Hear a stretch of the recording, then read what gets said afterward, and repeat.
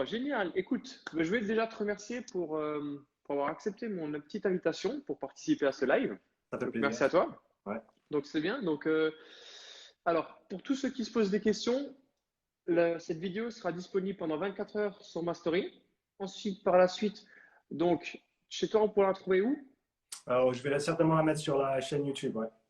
Voilà, donc il sera disponible, il vous donnera la chaîne juste à la fin.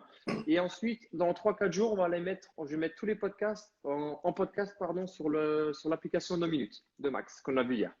Donc voilà, génial. Alors, on peut commencer. Si tu pouvais Vas-y. t'introduire pour ceux qui ne te connaissent pas. Ouais, alors, je m'appelle Sean, j'ai 31 ans, j'habite à Nyon en Suisse et donc je suis coach sportif, préparateur physique et je fais pas mal de coaching en ligne aussi. Génial, parfait. Donc c'est simple. Alors pour la petite histoire, en même temps, on se voit pour la première fois. Donc Ouais, ce qui s'est passé, c'est qu'on a un ami en commun qui nous a mis dans un groupe de coachs en Suisse. Et du coup, il me disait qu'il faisait des podcasts. Je dis, ah ben moi je fais des lives et puis je l'ai invité, il a accepté. Donc on va en apprendre en même temps. Donc c'est tout bien. ouais, c'est top. Alors dis-moi, comment tu es arrivé un petit peu dans le coaching et dans la prépa physique? Ton Ouais, parcours un petit peu. bonne question. Donc j'ai grandi ici, j'ai fini mon armée, service long, j'en avais marre. Je suis parti en Australie pendant 6 mois. Je suis revenu et j'avais toujours pas envie d'être ici, donc je suis parti au Canada où j'ai rencontré ma femme. Ouais. Euh, Où ça au et Canada? à Vancouver, côte ouest. Ok. Génial. Et donc, pendant que j'étais là-bas, je faisais du rugby avant de partir ici à Nyon. Ouais. J'ai fait un peu de rugby là-bas à Vancouver aussi. Mais après, j'étais à l'école et je voulais pas me blesser parce que ça aurait pu compromettre mon visa d'étudiant. Et donc, je me suis dit, ben, je vais essayer quelque chose de différent. J'ai trouvé le CrossFit que je Ok. connaissais pas du tout avant. T'es parti à quel âge? T'avais quel âge quand t'es parti? J'avais 23 ans. 23 ans, ok. Et donc, à peu près une année après ça, j'ai trouvé le CrossFit. Et j'ai jamais eu envie de faire de la compète, mais ça m'intéressait. Et au travers de ça, j'ai trouvé l'haltérophilie. Et Ok, ça, j'ai fait de la compète pendant 2 ans. J'ai fait les championnats régionaux de Colombie-Britannique 2 fois. Et donc ça m'a vachement plu. Et pendant que je faisais ça, je travaillais encore bien sûr à côté. Je faisais de la peinture en bâtiment. Et ok. je passais toutes mes journées sur mes échelles à peindre les maisons, mais toujours avec un podcast dans l'oreille. Dans mon sac, j'avais toujours un manuel. Je me rappelle, celui que je traînais toujours avec moi, c'était The Science and Practice of Strength Training, euh, Ouais, Zatiorski, je crois. ouais, Et un jour, ma femme, elle m'a dit, mais il faut que tu arrêtes avec tes... faut que les gens commencent à te payer pour toutes les études que tu fais à côté, en fait. ouais. Là, tu Et faisais pas comme coaching, tu prenais juste des informations un petit peu pour toi ouais, t'élever au niveau supérieur, c'est ça? c'est ça, c'était juste pour Ok, moi, juste au niveau... J'ai toujours été super intéressé par le sport, j'ai toujours été sportif, actif et toujours voulu en savoir un peu plus. Et là, en gros, c'est elle qui m'a dit, il faut que tu te lances dedans, il faut que tu fasses quelque chose. Donc, j'ai arrêté de bosser. J'ai pris un examen, j'ai acheté le bouquin pour une des certifications de coaching sportif en Amérique du Nord, qui s'appelle, avec l'association qui s'appelle la NSCA, National ok. Strength and Conditioning Association. Et tu peux soit faire des cours en classe et puis après passer le test, soit tu peux juste acheter le bouquin, étudier toi-même et après essayer de challenger le test. Et ce que j'ai fait, donc après 3 mois, j'ai passé l'examen. Et donc j'ai commencé à coacher, commencé avec des amis, etc. Et ça, je suis parti de là, quoi. Tu t'es tout de suite mis en tant qu'indépendant. Alors, je sais pas si s'appelle comme ça pareil, ou alors tu étais d'abord salarié dans une salle. Ça s'appelle pareil. Ouais, donc j'ai commencé tout seul et Ouais, les deux et demi, 2, 3 premières années, j'étais toujours à moitié indépendant et à moitié je bossais un petit peu pour une salle à côté aussi, ouais, euh, histoire de combler un petit peu les heures que j'avais d'ouvertes. c'est ça. Et jusqu'au moment où j'ai pu passer indépendant à 100%, ce que j'ai fait pendant 2 ans. Euh, et donc j'ai coaché là-bas pendant 5 ans, avant qu'on revienne ici en Suisse, il y a un an de ça. Ok, Et là aussi, petite transition, temps de se remettre à 100% dans le coaching. c'est ça. Donc j'avais un boulot à côté et je faisais encore le coaching. Et là, depuis début février, je suis à 100% de nouveau indépendant aussi. Ok. Que ce soit en Suisse ou à Vancouver, l'activité c'était dans le coaching quand même? Tu dis à côté? Ouais, à côté, ouais, l'activité salariée. Ouais, alors au Canada, c'était à chaque fois avec des salles de fitness. Ok, Et ici, par contre, non, j'ai bossé à Manor, à Nyon, ok, euh, à la logistique derrière. C'était juste vraiment un gagne-pain tant que je puisse C'est ça, c'est ça. leur faire un petit peu une base ici et puis recommencer. Ça tombe bien. Là, on va venir sur l'épisode de Vancouver. J'avais reçu une question il y a 2 jours, mais ce n'était pas pour toi. Mais Ok, du coup, je peux te la donner, c'est bien. vas-y, Quelle vas-y. a été la transition qui t'a fait passer de quel est le bon moment, si bien qu'il y en ait un, de passer d'activité salariée à 100% indépendant? Ouais. C'est quoi le petit truc? Faut, à chaque fois que je l'ai fait, parce que ben, je l'ai fait plusieurs fois maintenant, autant là-bas qu'ici, euh, il y a c'est un tipping point en anglais, il y a un point d'inflexion Ouais. qui se dessine gentiment et faut faut prendre en compte le revenu qu'on a de l'un par rapport à l'autre. Faut prendre en compte la charge de travail qu'on a de l'un par rapport à l'autre. Par exemple, ici, moi, j'arrivais au point où mon activité indépendante, mon revenu était plus élevé que Ouais.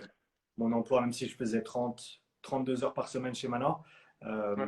Donc mon Pour les coach, Français, hein, en Suisse, c'est 42, hein, c'est pas 35, hein. ouais, c'est ça, exactement. Et donc, et en plus de ça, j'avais plus de demandes que de temps disponible au Ouais. niveau du coaching. Et donc, c'était le bon moment pour faire la transition. Par contre, à savoir, c'est toujours difficile. La transition, elle est toujours difficile. Par contre, ce qui est intéressant, c'est que bah, dès le moment où j'ai arrêté de travailler là-bas, tout d'un coup, j'avais 32 heures de libre dans la semaine. Alors au début, ça fait très très Ouais. bizarre, mais c'est des heures que je peux mettre, que je peux investir pour le coaching, pour mon entreprise de coaching. Et donc, ça a permis de faire en sorte que, bon, maintenant c'est un petit peu différent avec la situation actuelle, Ouais, c'est ça. avec toutes les salles qui sont fermées, etc. Mais peu après ma transition, j'étais de nouveau, on va dire, au revenu minimum qu'il me fallait pour assurer mes paiements, etc. Ok, intéressant. Ensuite, par rapport à maintenant que tu es en Suisse, avant donc, quand tu étais pas, tu disais que tu écoutais beaucoup de podcasts, tu lisais beaucoup. Ouais. Quelle est maintenant ta vision par rapport à ça, dans le sens où quelle est la place que tu y incorpores dans le développement des connaissances, entre guillemets? Les podcasts en particulier ou juste les connaissances en At général? large, at large. Très très important. Je pense il y a tellement à savoir en tant que préparateur physique ou coach sportif qu'une vie, c'est même pas assez pour tout explorer. Et donc, je pense qu'il faut continuellement remettre en question les choses qu'on apprend, jamais être trop rigide sur ce qu'on a déjà appris. Il y a pas mal de trucs dans le monde du coaching sur lesquels j'ai fait un 180 degrés complet par Ouais. rapport à l'utilité ou par rapport à est-ce que c'est bien ou pas, etc. Mais j'aurais pas pu faire ça si j'avais pas continué à apprendre, à écouter de nouvelles sources d'informations, à permettre aussi à d'autres sources d'informations ou d'autres personnes ou des connaissances ou des amis ou des clients de challenger ce que moi je mets en avant aussi. Parce que ça, je pense que c'est quelque chose de très très important, tout en restant dans un environnement constructif et productif. Donc sans jamais aller attaquer la personne pour la personne, mais vraiment attaquer les idées et essayer de se dissocier des idées, de se dire bah, si la personne attaque l'idée, ça ne veut pas dire qu'elle m'attaque moi. Donc voilà, et puis ensuite, moi j'ai toujours été très curieux, donc je pars toujours sur des tangentes, puis je pars assez loin. Mais après, c'est toujours intéressant d'essayer de revenir, de remettre le tout en contexte par rapport à la vision générale des choses. Mais je pense que c'est très très important pour autant un coach sportif qu'un préparateur physique ou autre de continuellement se mettre à jour au niveau des connaissances. Ouais. Ouais. Attends, juste 2 secondes. Attends, je t'entends plus. Alors c'est bon. Ouais. Ouais, j'ai eu un petit souci avec mes écouteurs. Ok. Comment, hormis le contexte actuel, tu arrives à planifier justement ce côté développement des connaissances par rapport à ton planning qui, comme tu disais avant, il est quand même pas mal chargé. Ouais. Est-ce que tu te réserves des créneaux, comment tu fais? C'est une bonne question. Je pense que pour moi, ça dépend vraiment des gens et ce qu'ils préfèrent faire. Je connais des gens qui, tous les matins, lisent un article on va dire, de recherche, tous les soirs, lisent un livre de développement personnel ou par rapport au coaching, par rapport au business, etc. Moi, je travaille en phase. Il y a des phases où j'ai juste pas envie de lire et pas envie d'apprendre, donc je le fais pas et je me dédie à 100% sur, par exemple, la production de contenu, que ce soit des vidéos, que ce soit des articles, que ce soit simplement travailler avec mes clients. Et après, il y a d'autres périodes comme maintenant où ben, j'ai un peu plus de temps de manière Ouais. imposée, mais c'est juste que je le sens aussi. J'ai envie de travailler, d'apprendre un petit peu plus. Il y a aussi des domaines dans lesquels je me sens pas aussi compétent que je voudrais être et donc je sens que je dois creuser un petit peu plus pour me mettre à niveau ou à jour. Et donc, il y a des périodes, ça peut être des semaines, ça peut être des mois où je lis et j'étudie beaucoup. Et après, il peut y avoir des semaines ou des mois où je ne fais rien du tout. Et au début, j'étais assez. Je m'en voulais pas mal de travailler comme ça, dans le sens où on me dit, ouais, il faut avoir une routine, etc. Mais ça marche pour moi. Et au niveau macro, c'est une routine. C'est pas une routine au jour le jour, mais c'est 3 mois où je le sens, où je vais bosser à fond là-dessus, 3 mois où je le sens pas, où je vais pas vraiment faire grand-chose. Donc je pense qu'il faut vraiment trouver ce qui marche pour toi. Moi, en tout cas, ça, c'est ma méthode. Mais voilà, comme j'ai dit, il y en a d'autres qui font ça tous les jours un petit peu et ça leur convient très bien aussi. Comme Andreas, qu'on connaît mutuellement, qui tous les jours, il est en train de lire, tous les jours, il est en train d'écrire. Donc ça, c'est quelque chose de remarquable. Moi, personnellement, je ne peux pas le faire. Ok. Intéressant, justement, c'est intéressant de voir un petit peu comment chacun fonctionne, parce que Mm. finalement, après, c'est plus que le processus, c'est après qu'est-ce qu'on en tire derrière, donc c'est quand même intéressant. Ouais. Et Puis ça, après, tout le monde ne fonctionne pas de la même manière, donc ouais. Et pour ça, je pense que c'est super important. Et encore une fois, je le fais, mais j'aimerais le faire plus. C'est pas, pas seulement lire, mais ensuite écrire derrière. c'est Donc, ça. moi, j'adore surligner quand je lis mes bouquins. Il y a de l'écriture de partout. Parce que pour moi, faut que ce soit vivant le livre. C'est pas juste je le lis et puis il reste tout blanc. Et après, derrière, pour les travaux que je trouve très intéressants et que j'ai vraiment envie d'intégrer, il faut que je prenne du temps ensuite derrière pour les étudier. Donc, pour reprendre le livre, peut-être même réécrire simplement les passages que j'ai soulignés, même tel quel sur une fiche, sur par exemple mon ordinateur. Ensuite, reprendre ces notes-là et ensuite le faire à ma sauce pour vraiment, Ouais, vraiment bien l'intégrer. Ce qui prend du travail, mais je pense que c'est le seul moyen de vraiment intégrer l'information que sinon, tu parcours, tu retiens 2 trucs et après, tu oublies le reste derrière, quoi. ouais, c'est ça. Mais j'avais vu une fois passer un document par rapport à ça, justement, qui disait en fonction de comment tu intègres l'information, donc d'abord tu as la lecture, ensuite en Mm. fonction de comment tu le réécris, et ensuite de l'enseigner. Justement, moi j'ai changé un petit peu ma méthode. Dès que je lis quelque chose, je le réécris, mais comme si plus tard j'allais l'enseigner à quelqu'un, dans le Ouais, sens où au moins moi ça me permet de remettre ensemble toutes les connaissances que moi j'ai. Et en fait, ça permet de tout de suite le résynthétiser, et après ouais, dans mon cerveau c'est beaucoup plus ancré. Et c'est je le ça. comprends mieux par rapport à tout ce que j'ai vu. Donc, je ne sais pas juste lire, je surligne, ensuite je réécris et ensuite je le mets en ordre par rapport à tout ce que j'ai déjà. Après, j'ai un Ouais, gros dossier avec tout ce que j'ai mis dedans, puis ça te ouais, fait un truc monstre, mais, mais c'est un peu super. ça, quoi. Mais c'est le Intéressant. but. Ouais, c'est ça, c'est ça. Et comme ça, si une fois l'idée c'est d'enseigner, ben, le bouquin, entre guillemets, je dis déjà, tiens, regarde, j'ai juste à sélectionner, je te donne ça, ça, ça, et puis voilà. C'est ça. Top. Tu parlais avant justement, tu disais en fonction de tes points faibles, mais justement, quels sont tes points forts? Les caractéristiques qui font qu'on va venir chez toi, justement. Donc, dans l'autre sens, mes points forts. Ouais, c'est ça, dans le point fort. On cherche tout Ouais, le temps à optimiser, donc c'est quoi? c'est ça. À l'heure actuelle, je me focalise énormément sur le suivi de mes clients. Donc, surtout avec les clients que j'ai en ligne, je pense que le programme, c'est important, bien sûr, parce qu'il faut que ce soit préparé par rapport aux objectifs, par rapport à la personne, etc. Il faut que ce soit individualisé. Mais des programmes, on en trouve partout. Et Ouais, que tout le monde commence là, tout le monde a commencé un nouveau programme il y a une semaine. ouais, Euh, c'est ça. et il y a 7000 programmes gratuits qui sont en ligne et je trouve ça super. Je trouve ça super. Mais la différence, ça ne va pas être le programme sur les 2 semaines, ça va être la tenue sur le moyen et long terme, sur les semaines, sur les mois à venir. Et c'est ça qui va faire qu'on arrive à atteindre ou pas des objectifs qui sont plus ou moins grands, plus ou moins complexes. Il faut de la continuité. Donc moi, je me focalise vraiment là-dessus au niveau du suivi. Tous mes clients, ils doivent le dimanche m'envoyer leur planification de la semaine pour la semaine d'après. Leur programme est déjà prêt. On a déjà discuté de combien de séances par semaine ils peuvent faire, ils doivent faire, etc.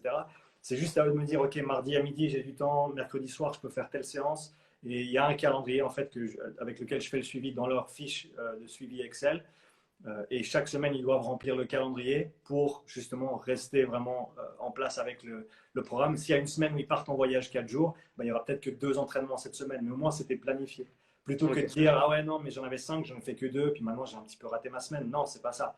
On n'est pas des athlètes professionnels, donc il faut que nos séances d'entraînement, notre programme, protocole d'entraînement en général, il s'intègre dans notre vie de tous les jours, que ce soit notre vie professionnelle, privée, etc. Donc je mets un gros accent là-dessus aussi au niveau du suivi de tout ce qui est technique aussi sur les exercices. Comme je disais avant, le programme est important. La technique d'exécution de chaque exercice est importante aussi. Donc tous mes clients m'envoient des vidéos de manière régulière pour me montrer ce qu'ils font.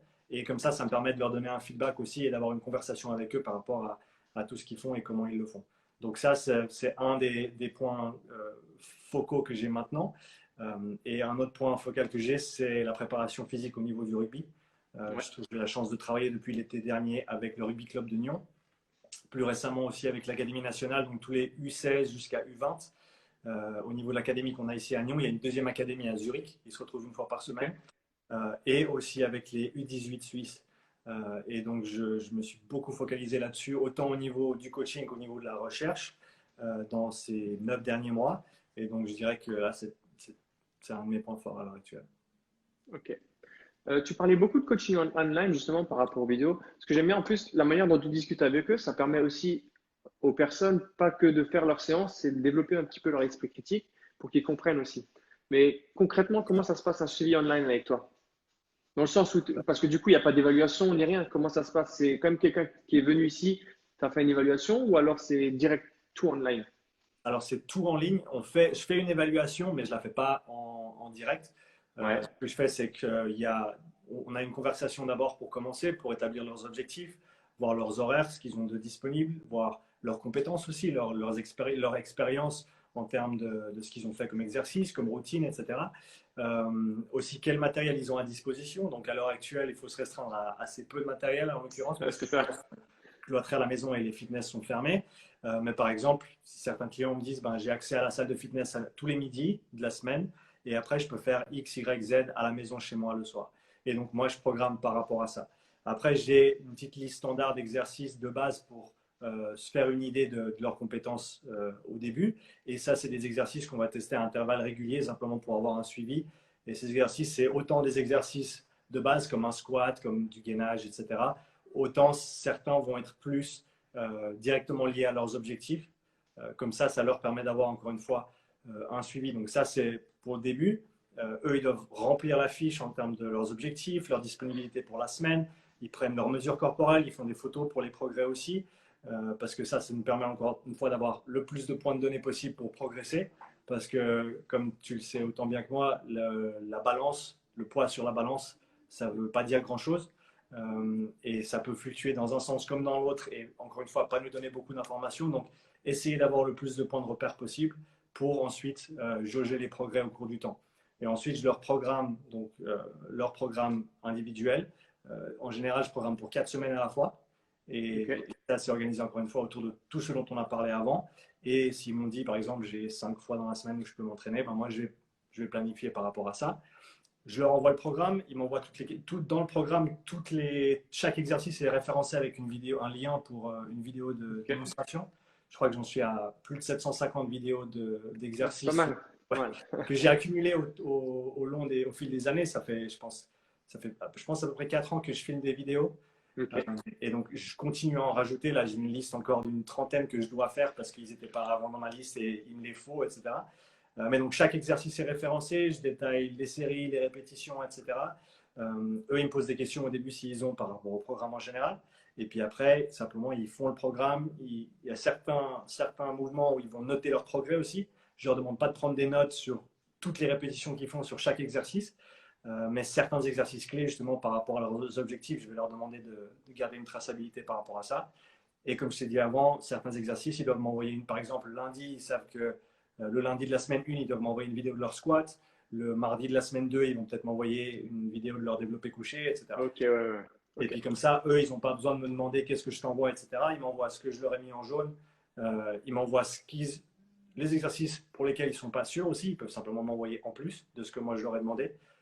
Et encore une fois, moi je leur donne un feedback par rapport à leurs exercices, par rapport à la séance. Et comme tu as dit, ce qui est le plus intéressant pour moi, c'est vraiment cette conversation en continu avec le client sur le moyen et long terme qui leur permet ensuite de vraiment comprendre le processus d'entraînement et s'ils le décident un jour, mon but, c'est qu'ils en sachent assez pour ensuite s'entraîner un peu plus indépendamment de moi, en guillemets. Ouais. Ce qui n'est pas bon comme modèle de business. C'est ça. Mais je pense que c'est la meilleure façon de coacher, sans retenir quoi que ce Ok. soit en termes d'information. Et donc vraiment donner le maximum que je peux pour qu'ensuite ils se sentent autonomes et indépendants. Et encore une fois, s'ils veulent aller prendre un autre programme et le faire eux-mêmes, ils auront beaucoup plus d'outils pour l'intégrer dans leur pratique, on va dire hebdomadaire, et dans leur vie de tous les jours, au travers de ce que j'ai fait avec eux. Ok. Il y a une question qui était venue, tu sais, j'avais fait un petit sondage par rapport Ouais, aux questions, donc ça tombe bien. Alors, je ne sais pas si c'est par rapport au contexte actuel, mais vas-y. comment tu as réussi à développer ce marché, on va dire ta clientèle de marché online? Ouais. Alors, ça a commencé avec des clients que je ne voyais pas nécessairement quand j'étais au Canada. Donc, il y avait une salle où je travaillais. Ce n'était pas ma salle, mais j'avais du temps dans la salle avec mes Ouais, clients privés. Il y avait d'autres clients qui avaient soit pas les moyens de faire du coaching privé, soit qui habitaient à l'autre bout de la ville et puis ça ne les arrangeait pas du tout de venir. Et donc, on faisait ce suivi à distance. Des fois, avec les clients locaux, je faisais des séances aussi individuelles avec eux. Mais donc j'ai commencé avec ça, avec des gens simplement qui, encore une fois, soit ne pouvaient pas se le permettre, soit habitaient pas assez près, et c'était une option entre les deux en fait. Ils ok. peuvent travailler avec moi, même s'ils ne sont pas avec moi en personne tous les jours. Et c'est parti de ça. Et plus récemment, depuis que je travaille avec le rugby à Nyon, par exemple, donc je passe du temps sur le terrain avec les équipes euh, à différents temps de la semaine, mais il y a des joueurs qui veulent en faire plus et progresser plus que simplement les 2 heures que j'ai avec eux dans la semaine. Et donc, je les coach en ligne. Alors, encore une fois, c'est des joueurs que je vois plusieurs fois par semaine quand on joue. Mais je fais quand même à côté leur programmation individuelle, encore une fois, qui leur permet de suivre leur programme par rapport à leur emploi du temps, parce que malheureusement, il n'y a pas une salle, ils ne travaillent Hmm. peut-être pas tous à Nyon, donc on ne peut pas nécessairement avoir une séance tous ensemble à midi, par exemple. Elle n'est pas très très grande non plus, la salle là-bas. Elle n'est pas très grande. Par contre, tu Ouais, peux faire beaucoup si tu t'organises bien. c'est Euh, ça. mais c'est vrai qu'elle n'est pas très très grande et on n'a pas de créneau horaire pour les seniors Ok. à l'heure actuelle. Donc c'est parti un petit peu de ça. Voilà. Et du coup, on va revenir un peu. Donc là, on a parlé du online, mais parler plus du présentiel. Comment ça se passe au niveau de ta prépa physique justement au rugby? Est-ce que tu chapeautes une équipe? Est-ce que tu es sur plusieurs équipes? Quelle est un petit peu ta vision de la prépa physique du rugby? Parce que hier, j'avais Max, mais de manière générale, avec les sports collectifs, il y a tout Ouais, le temps cette prépa physique intégrée. Comment est-ce que ouais, toi, tu inclus ta vision par rapport à la prépa physique intégrée, par rapport au rugby et par rapport à tout ça? ouais. Donc je pense que notamment dans le rugby suisse, qui n'est pas un niveau extrêmement élevé par rapport aux pays, on va dire, adjacents, euh, on peut faire une grosse différence avec la préparation physique dans le jeu. En sachant que, ben, par exemple, en LNA, euh, toutes les équipes ont un bon niveau technique et tactique, assez équivalent entre les différentes équipes. Et on ne peut pas, avec des joueurs qui ont peut-être commencé à jouer à Nyon il y a 4-5 ans ou même moins, on ne peut pas prétendre avoir le bagage technique et tactique et mental aussi de joueurs qui ont joué peut-être en France à un haut niveau pendant 10 ans, etc. Par contre, ce qu'on peut faire, c'est avec quelques semaines de très très bonne préparation, on peut vraiment monter le niveau de l'équipe au complet. Et ça, ensuite, ça peut faire une grosse différence dans le championnat régulier. Donc pour moi la préparation physique. Donc je suis biaisé parce que c'est mon boulot, mais c'est une partie très très importante du sport, notamment amateur, parce qu'on n'a pas énormément de temps. Et donc, il faut faire beaucoup avec peu. Après, au niveau de Nyon, moi, j'ai commencé à m'occuper principalement des juniors et des seniors. Ok. Donc, j'avais fait la pré-saison avec les seniors l'été dernier et un petit peu avec les juniors aussi, une fois par semaine. Ça a transitionné à principalement travailler avec les seniors pendant la saison régulière. Et ensuite, pendant l'hiver aussi, j'ai fait les seniors et l'Académie nationale. Les seniors 2 fois par semaine, l'Académie nationale 1 fois par semaine. Euh, et là, on allait transitionner dans le championnat normalement ouais, le week-end dernier, hier. On aurait dû Ok. jouer. On aurait dû. Ouais. Et là, on avait transitionné sur quelque chose d'un petit peu différent où je passais pas autant de temps avec l'équipe première et deuxième senior sur le terrain. Je passais un petit peu de temps avec eux, mais ensuite j'allais à la salle de Colovrec, tu connais. Ouais. Et là, il y avait le temps qui était ouvert pour l'équipe féminine, l'équipe des Cro-Magnons, donc des plus de 35 ans, et puis pour les juniors aussi qui s'entraînent par les mardis et jeudis. Donc ce qui faisait que je commençais juste à travailler avec un petit peu toutes les sections. Après, tu parlais de prépa intégrée. Je pense que la prépa intégrée, c'est important, mais il y a aussi pas mal de choses qui doivent être, dans un premier temps, travaillées en isolation avant de les intégrer dans le rugby. Euh, on pourra pas, ce sera très très difficile de faire un effort maximal au niveau physique et ensuite un geste technique très très précisément et de manière parfaite sous fatigue. Donc les deux, oui, se retrouvent ensemble dans un match, mais on doit commencer avec les deux éléments séparés. On doit commencer à travailler technique tactique d'un côté, travailler physique de l'autre, et gentiment que ça se retrouve au milieu. Donc je pense qu'il y a un temps pour le physique intégré, entre guillemets, où c'est intégré dans le jeu du rugby, etc. Mais je pense qu'il y a aussi un temps pour séparer les deux, pour mieux les faire indépendamment et ensuite pour mieux les remettre ensemble au final. On ne pourra jamais demander à quelqu'un d'améliorer leur technique de course, leur mécanique de sprint ou d'accélération avec un ballon dans les mains. Parce que, un, ça fait un truc de plus auquel il faut penser, et deux, parce que le travail de technique de sprint ne va pas être efficace. Donc, autant les coachs sportifs, ils aiment bien toujours voir, les coachs de rugby, ils aiment bien toujours voir leurs joueurs avec un ballon dans les mains, ça leur fait plaisir. Je comprends tout à fait, parce qu'ils ne veulent pas perdre de temps, entre guillemets, avec le peu de temps qu'on a. Mais pour moi, c'est super important quand même qu'ils sachent le faire sans, pour ensuite le faire mieux avec. Ok, Donc, ce que intéressant. j'essaie de faire, c'est par exemple d'intégrer du ballon quand on fait du travail de sprint, où il y a pas mal de repos entre les différents segments de sprint. Là, je leur mets un ballon dans les mains, ils font des exercices de passe, ils font des exercices de coup de pied, par exemple, à 2 ou à 3. Donc, ça leur permet d'avoir de la technique, encore une fois, de travail à basse intensité au niveau technique et de la haute intensité au niveau physique sans que les deux se rentrent dedans. Par contre, faire les deux en même temps, faire un sprint à 100% et après essayer de faire une passe au collègue à côté, encore une fois à 100%, il faut qu'ils apprennent à le faire parce que c'est ce qui va se passer en match. Mais pour commencer à apprendre les fondamentaux, c'est pas la meilleure façon de le faire. Ouais. Bon, après, il y a aussi le contexte actuel dans le sens où Lyon, c'est pas un top, top, top non plus, tu vois. Mhm. Peut-être que si maintenant tu étais face à des pros, peut-être effectivement ta méthodologie serait un petit peu différente par rapport à ça. Je pense que oui, mais dans le sens aussi, si tu vas à un plus haut niveau, tu as beaucoup plus de séances d'entraînement dans la semaine, ce qui, Juste. Ouais. ce qui te permet de séparer les deux, justement. Ouais. Où tu as le matin une séance de sprint, l'après-midi une séance de renfort, et puis le soir, peut-être la mise en place technique ou tactique. Quand tu vois les pros, c'est comme ça qu'ils travaillent. Ils segmentent le travail. C'est pas tout du rugby intégré physique tout le temps. Ok. Nous, encore une fois, on a peu de temps au niveau amateur. On a 2 entraînements par semaine, 2 heures au plus le mardi et le jeudi soir chaque fois. Il faut faire le mieux avec ce qu'on a, mais il faut aussi, je pense, pas brûler les étapes. Extra. Juste voir s'il y a eu des, trois questions par rapport à tout ça. Vas-y, vas-y. Non, pas trop. Non. Bon, n'hésitez pas si vous avez des questions hein, à les demander et puis de toute façon on répondra en cours de route. Alors, par rapport à l'entraînement ou de manière générale, si tu pouvais citer tes plus grandes influences, ceux qui t'ont permis de construire ta vision de l'entraînement ou de la vie de manière générale. Ouais, ouais. Alors, il y a Pat Davidson, qui est à New York, si je ne me trompe pas, qui a eu beaucoup d'influence sur moi ces dernières années, notamment au niveau d'essayer de structurer les informations que je collecte ou je collectionne pour ensuite mieux les utiliser. Donc vraiment, en gros, segmenter le savoir, si tu veux, Ouais, pour ensuite mieux le remettre ensemble et mieux le travailler. Par exemple, simplement comprendre les différentes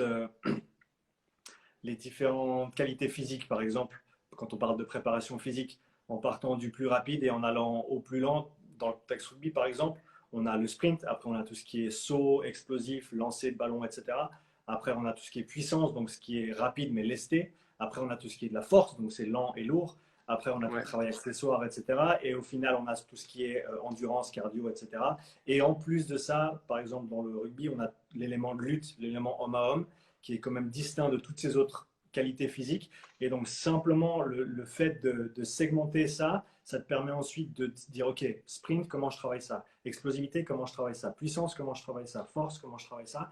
Et d'être juste mieux organisé par rapport à comment tu t'organises ton entraînement. Donc ça, c'était définitivement une de mes grosses influences. Une autre ok, influence qui a commencé il y a assez longtemps, c'est James Fitzgerald, qui a gagné les premiers CrossFit Games en 2007 et qui a une entreprise de coaching qui s'appelle OPEX Fitness, OPEX. Et assez tôt on va dire, dans l'ère du CrossFit, il avait des conversations qui étaient un petit peu plus, entre guillemets, poussées que ce que on va dire, la moyenne de la conversation CrossFit était. Sans que j'ai quoi que ce soit contre le CrossFit, que ce soit bien ouais. clair, je pense que la beauté de CrossFit, c'est qu'il n'y en a pas deux pareils. Il n'y a pas deux façons pareilles de l'exécuter, en guillemets, de le mettre en place. Il y en a qui le font très très bien, il y en a qui le font malheureusement un petit peu moins bien. Et James faisait partie assez tôt des gens qui le faisaient bien ou pas, c'est difficile à dire, mais le plus intelligemment possible, en essayant d'avoir des réflexions un petit peu plus poussées que 21, 15, 9 et puis 3, 2, 1, go. Donc ça, c'était définitivement une grosse influence au départ. troisième, je dirais plus récemment, Keir Wenham-Flatt. Il a le site rugbystrengthcoach.com. Et encore une fois, dans la lignée de Pat Davidson, vraiment bien séparer les différentes informations, décortiquer en fait chaque élément du sport dans lequel tu veux travailler, par exemple, pour ensuite mieux le reconstruire et mieux répondre aux demandes des joueurs, autant sur le terrain que pendant la préparation physique. Donc pour moi, ça, ce seraient mes trois plus grosses influences. Ouais. Ok, cool. Euh, Si tu peux donner un conseil à ton toi il y a 10 ans. Euh, Commencer plus tôt dans le coaching. Ouais, parce qu'encore une fois, j'étais tout le temps comme ça avec les bouquins, la recherche, etc. Et si j'avais quelque chose à dire il y a 10 ans, c'est ouais, commence tout de suite. Attends pas Commence tout de suite. À quoi? À coacher ou à développer tes connaissances? à coacher. À coacher. Ouais, ouais, j'ai toujours, dans- d'une façon ou d'une autre, j'ai toujours voulu le faire, mais encore une fois, ça a pris ma petite femme pour me faire réaliser qu'il fallait juste que je me lance. Donc, j'aurais bien aimé commencer plus tôt si j'avais pu. Ok. Euh, il y a quand même une chose que j'aurais aimé que tu développes, c'est l'explication un petit peu de ton logo. Parce que Ouais. pour ceux qui ne l'ont pas vu dans mon poste, c'est en gros c'est une personne avec un tutu et une barre olympique. Ouais. Donc, ouais, c'est assez original. Ça avait commencé quand j'étais à Vancouver, quand je m'entraînais en haltéro. Je m'entraînais dans une salle de fitness qui était adjacente à une salle de parcours. Donc, comme on voit en France, il y a les Yamakasi et Ouais, c'est ça. comment il s'appelle? David Bell. Donc banlieue 13, etc. Donc c'était une salle où ils faisaient vraiment du parcours. Il y avait comment tu dis ça? Il y avait des grandes boîtes en bois qu'ils avaient construites. Il y avait des rails pour faire des trucs d'équilibre, etc. Et juste à côté de ça, il y avait une petite salle de fitness. C'est là où je m'entraînais. Il y avait une ou deux plateformes pour faire de l'haltéro. Et il y avait une collection de gens dans ce fit. C'était vraiment super. Il y avait un gars qui faisait il y a un gars qui faisait de l'équilibre sur les mains, notamment beaucoup de choses à une main. Donc les pièces droites, c'est joli, mais lui, il les faisait à une main, puis après, il faisait des pompes. Euh, Facile. ouais, donc shout out à Joe s'il est par là. Il y avait lui, il y avait des gymnastes, il y avait des cascadeurs, il y avait des gars qui faisaient du parcours, et il y avait notamment un gars qui faisait du parcours, mais aussi à côté qui faisait du ballet, donc de la danse. Et donc on était parti sur un délire de faire un t-shirt, tu sais, cette expression en anglais, do you even lift, bro? Et puis c'était un petit peu vieux, donc on s'est dit on le refait, puis c'est Do you even ballet, bro? Parce que c'était vraiment le niveau du dessus. Et donc j'étais parti dans ce délire-là et j'avais créé ce logo, si tu veux, avec la danseuse et puis l'halter, parce que ça rassemblait un petit peu les deux extrêmes du spectre, si tu veux, entre tout ce qui est Ouais, très lourd, etc., puis ce qui est très gracieux et équilibré, etc. Et quand j'ai lancé mon entreprise, ça m'a tout de suite parlé comme image, en essayant justement de garder cet équilibre entre la grâce, la flexibilité, l'agilité, la précision d'exécution, et puis tout ce qui est des haltères, etc. aussi. voilà. C'est vrai que ça méritait son petit pesant d'explication quand même.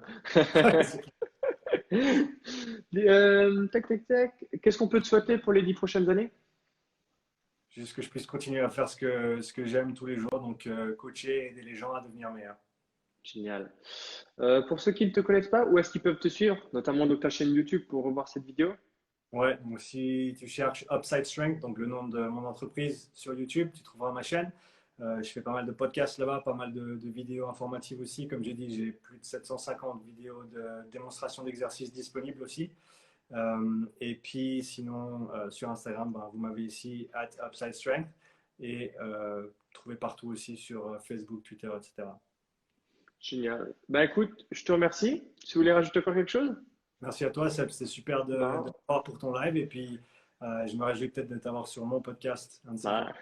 c'est ça. Pour tout le monde, alors prochain live, ce sera demain à 18 h avec Romain Kachalenka. Ce sera préparation physique, individualisation, etc. Donc ça va être intéressant. Demain, 18 h.